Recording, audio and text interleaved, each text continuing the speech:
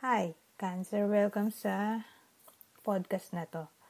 Ang topic natin ngayon ay, anong mensaheng kailangan mong marinig right now? So, ang mensahe na kailangan mong marinig right now ay, kailangan mo na raw i-release ang ex mo.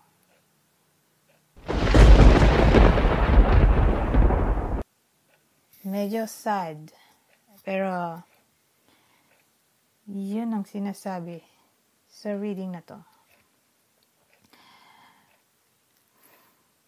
Sinasabi na mag-focus ka daw sa career mo para mapabilis ang pag-move on sa ex mo.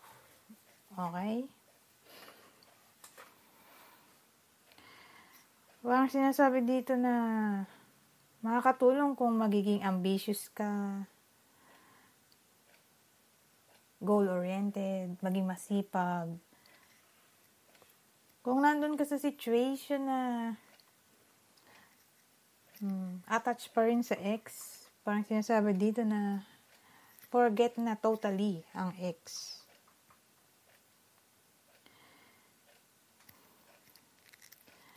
Parang ang dating sinasabi dito na makakatulong kung magiging creative ka, mag-focus ka sa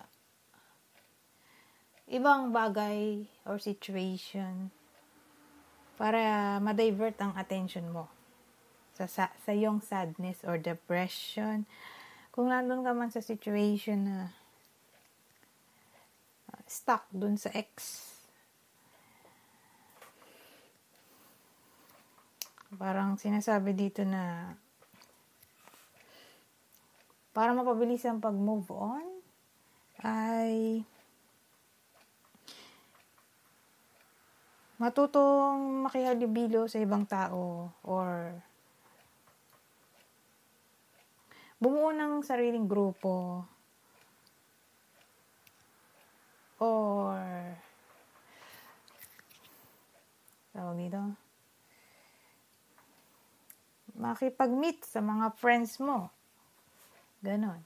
Parang lumabas ka ng bahay mo para hindi ka maging malungkot. Kasi kung hindi ka mag-move on,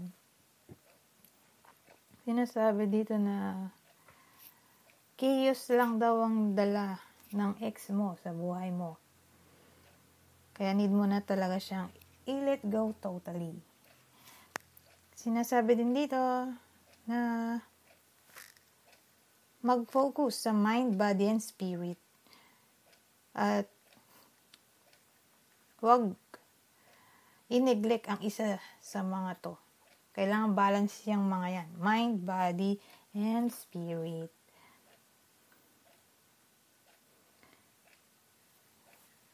So, sino ang tao sa ating reading? Ang itsura niya ay merong contact lens. Gumagamit siya ng contact lenses or may eyeglasses siya. Ang clue natin ay pwedeng mag-resonate sa'yo, pwede rin dun sa taong inisip mo right now. Ang itsura niya ay parang siopawang pisngi, matangkad. Pwedeng green or brown eyes, 30 to 40 years old, intelligent, secretive. Yun. Or pwedeng pinanganak sa number 5 or pinanganak sa May. Pwedeng 26 years old or pinanganak sa March. Ano ba yun sa May? Taurus, Gemini. March ay Pisces, Aries.